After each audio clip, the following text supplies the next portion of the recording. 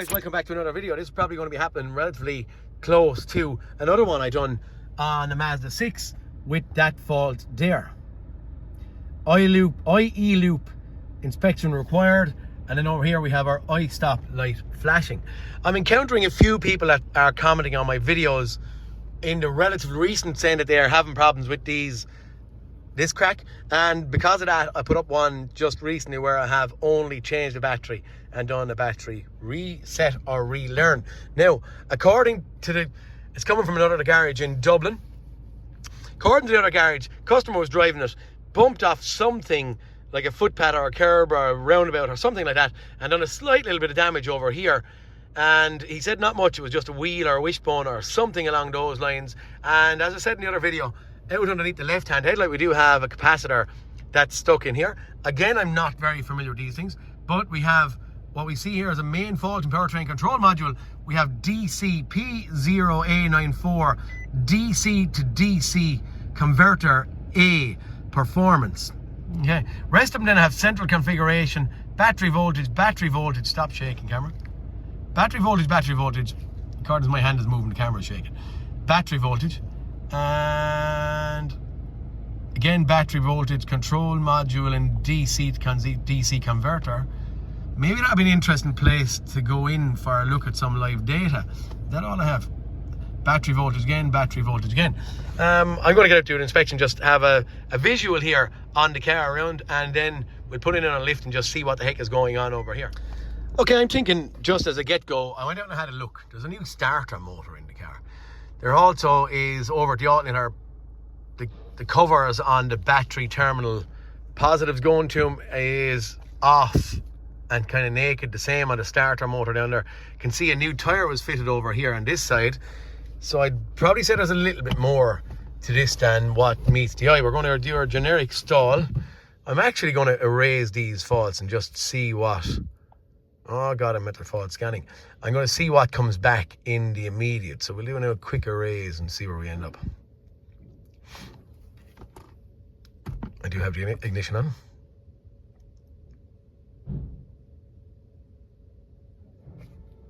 Okay, we have DC to DC converter A performance still. Will we do what we done on the last video? I'm only aware of this because I only done it there a couple of days ago. We're going to... There we go. I'm trying to get my feet right. I'm going to press the brake and press the accelerator. I'm going to... I was going to turn on the ignition, but will it try and start? No, I don't think it will. And then I'm going to press the accelerator I actually had to press it 4 times. 1, 2, 3, 4. That didn't do anything anyway. That was just a battery relearn according to our scan tool from the last one. So we're going to turn it off. Turn the ignition on. Press the accelerator and brake. Hold it. Leave off the accelerator and keep the brake held. 1, 2, 3. I done 4 that time. Okay. We've just hit what I'm calling a battery relearn to tell the car that it's after getting a new battery. Now, it states on the auto that should flash 5 times and then go out. But in saying that, or at least the last time I've done it on my learning process here, I'm seeing it flashing constantly. So I don't know whether that's right or wrong or what, but from what I know, that's all I am aware of at this point in time. We have cleared our faults. We're going to turn her off. We might turn on the ignition again. She's still actually... Oh, it still stayed flashing, then she went back to orange. I was going to say that we'd maybe try and clear this fault that we had there. Trouble codes. Should have probably stayed in on the fault table and just allowed it to clear from the outset. Erase codes. Actually, do you know what? Sure, it's coming back in the immediate. I was going to say I should have looked at live data. See, does it come back? Again, still read codes. It's positive anyway, is it? No, okay, we still have it back on this one, and we still have our i-stop light flashing. Okay, deeper inspection is required. I bet you if we read codes here again, we probably have our DC to DC converter fault back. We do. Okay. Freeze frame data. What do we see here?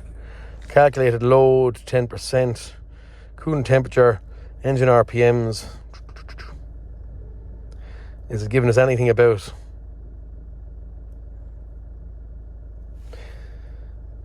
power supply module voltage? Is that quite low? Does it happen straight away on cranking? And when we're cranking, you know, the voltage will be a little bit lower.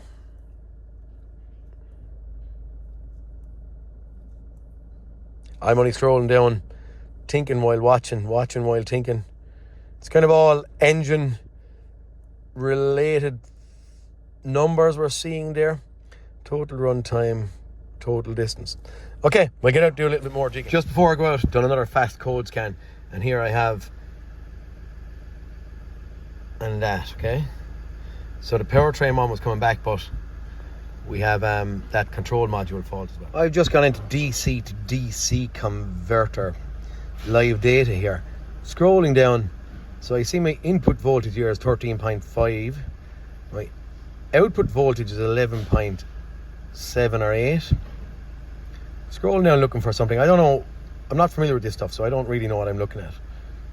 So when I'm scrolling through anyway, and I see this state of converter within DC to DC converter. You can see that crack going on, can you? So power output normal, power output stop.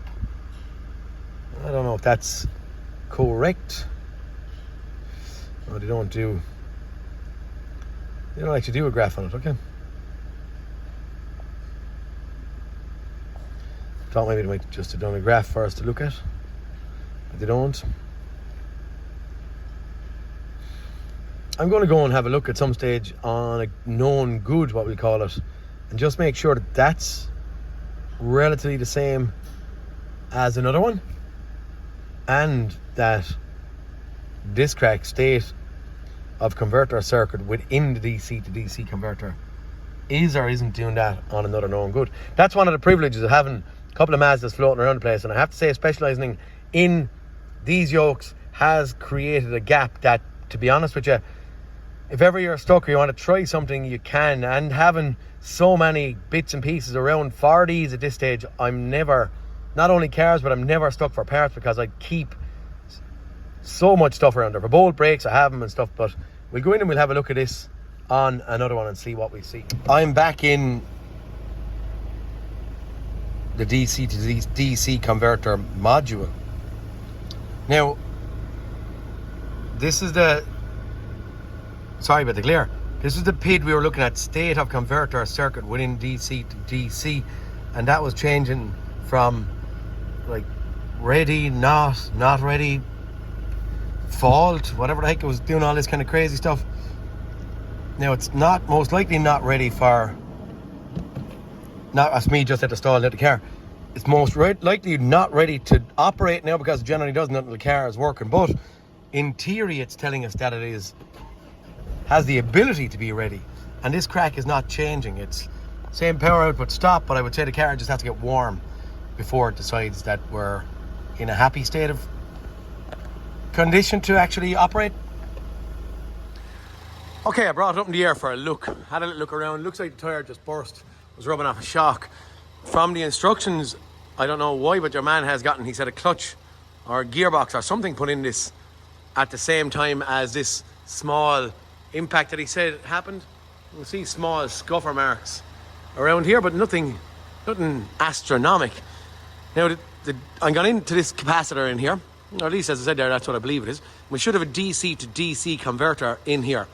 Now, I'm looking for it on Autodata inside, but they have it on a wiring diagram, but they don't have it on component location, so I can't see where the DC to DC converter lives. But I'm coming in here for a look. And the first thing I done when I pulled back my wing liner and I looked in there, I said, "Ooh, what's happening there?"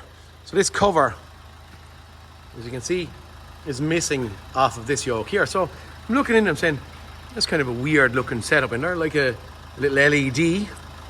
And then I have a block connector here, empty. And I'm looking around and I'm saying, right, what's the story here? Is there a wire broken or something?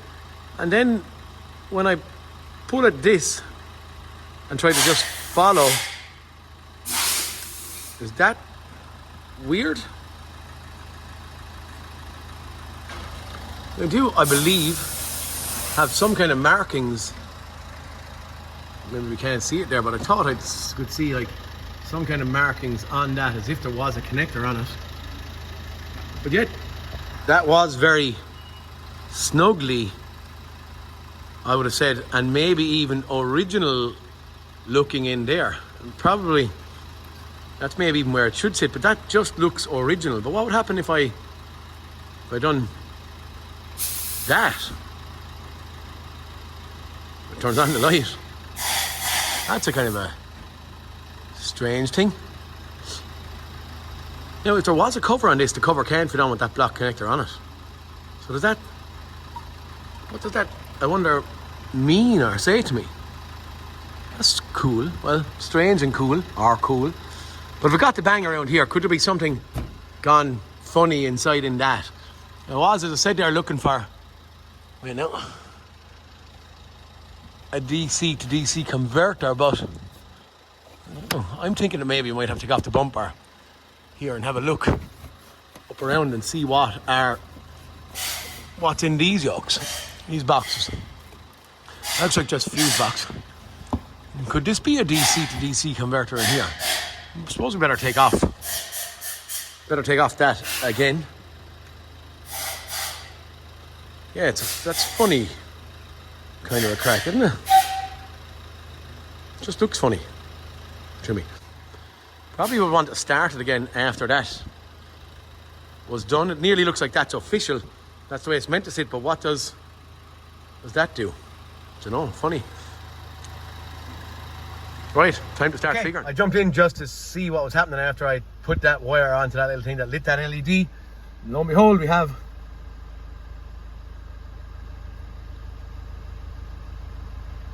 oh no, we have a charging malfunction as well now at this point in time. Stop engine, or could stop unexpectedly, or whatever the heck it is. So rather than making it better by connecting that wire, we've probably made it worse, if the truth's told. Okay, time to keep on digging, but just don't do that anyway at this point for you lads. So I'd have a fast little look at our live data again. I can't remember and I didn't see, but capacitor temperature now is showing 220 degrees, which is a cracker's number. I'm assuming it's a cracker's number. And when I scroll down where we had some kind of weird stuff going on down here, now we have error. I didn't see that before. It was switching between something like error and good, or on and off, or whatever it may be. So yeah, we have changed the conditions where we're at anyway. If nothing else, we're on a learning process. I jumped in because of the slight panic, and I done my press of the brake again and accelerator. I got that green light to flash, and now lo and behold, at least my charging message is gone away again, and we're back to normal stop and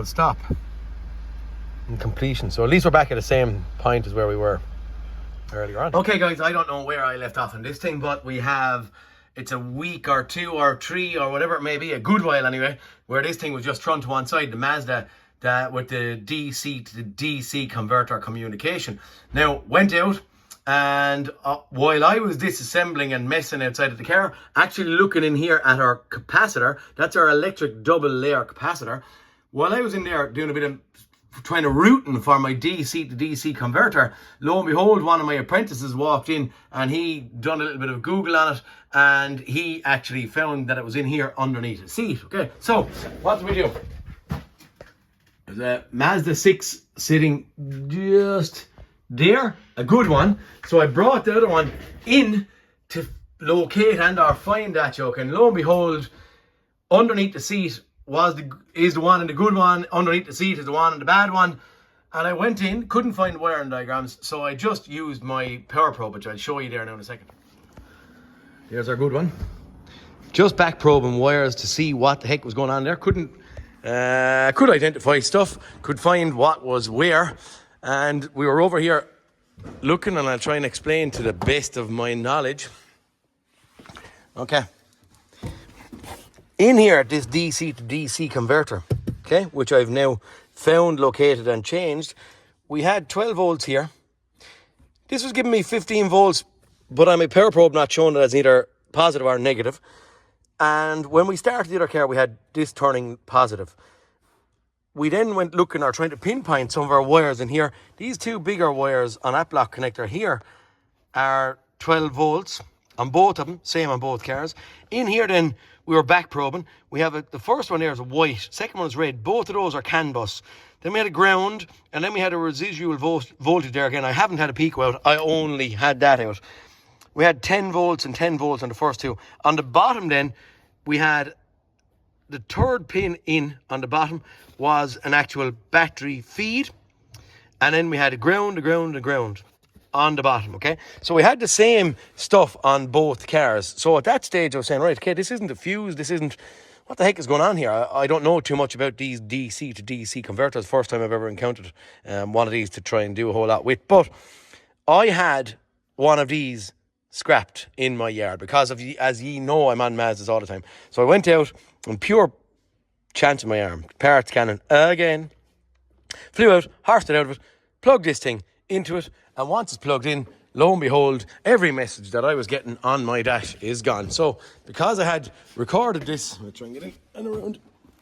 Oh, it's a little bit tight. Jeez.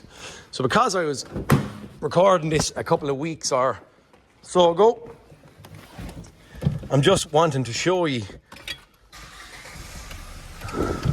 where we're at now at this stage. So within moments, sorry, if I close the doors, might close that door for me. If we close the doors, I could not get that screen up there. I had battery management fault, i-eloop fault, blah, blah, blah, blah. And lo and behold, the minute I just plug and play with this DC to DC converter, absolutely nothing else happened. Just plugged it in, bolted it in, turned the key, lo and behold, here we are. We are back up and back running at this stage. So, is the scan tool gone at this? He has the scan tool gone at this. I'm going to show you that I have DC to DC converter faults gone in a moment, but for now, I'm just going to show you where I'm at. And the fast parts cannon has worked with this big, robust yoke. This thing, as I may or may not have said, it did run up on had a bit of an accident. Lad has done a gearbox or wishbone or some of these things out there. So did the impact bother that? Possibly. But for now anyway, we're on a winner. Woohoo! Now this thing is, as I said there, it's thrown out there for weeks. You get jobs you go after and jobs you don't, and this was one of the ones I was walking away from. But lo and behold, here we are. We're back up, we're back running, and I think we are a fix in my gut and my heart, I don't know. But anyway, for now we're going to reassemble it, drive it for a couple of miles and see where we're at. That is that, guys. I'm after doing a day and a half or 2 days of driving on this thing. So, lo and behold, what, dare I say, was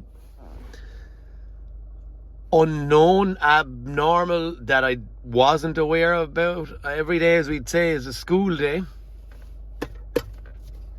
I actually wouldn't have even known where to find a DC to DC converter on this thing, to be honest with you. When I started, I thought, as I said there, this thing was off. It ran up on a roundabout and was repaired in a Dublin garage. I think they had the gearbox out of it and a few bits and pieces, and I may have said this, as I said, it's going on with a long time. So I don't know. I've seen a lot of back probing going on in places, but I don't know. And it was, the look of the draw here was that I had the availability of another one of these to try. So, yeah, fast. But for anyone, location of a DC to DC converter in these Mazda 6s underneath the seat. The explanation, or at least as much as I can give you right now from what I know, is that basically the car runs and drives when you come off the throttle and that alternator is still rotating or turning. The alternator then sends power into a capacitor that sits out there by the wheel arch that we were at, And then how the heck that works or what it does, I couldn't even tell you. But that capacitor then, the Mazda want for the i-eloop to, I suppose, use the energy that's in that for any of the heavy consumers, i.e. maybe heaters and lights and when they can. Or maybe when the car turns off for the i-stop, maybe rather than draining the actual main battery, that it's taking energy from the capacitor out there rather than the main battery itself. So in the wind-up, quite easy, quite straightforward. Today, yeah, I don't, as I state this again, I don't put up videos to show ye how to do things. I'm putting up videos for me to get caught and find answers, and maybe along the way that will help ye to get to an answer point faster. That's as much as I can say. I don't have the answers on all these. I don't know everything about these by any means. All I do know is we've this one resolved. So the smile comes back. But no message. Happy days. Car going. And we're on to the next one. Lads, Peter Kennedy, Kennedy's Garage, signing out. See you all next cartoon, boys. Over and out.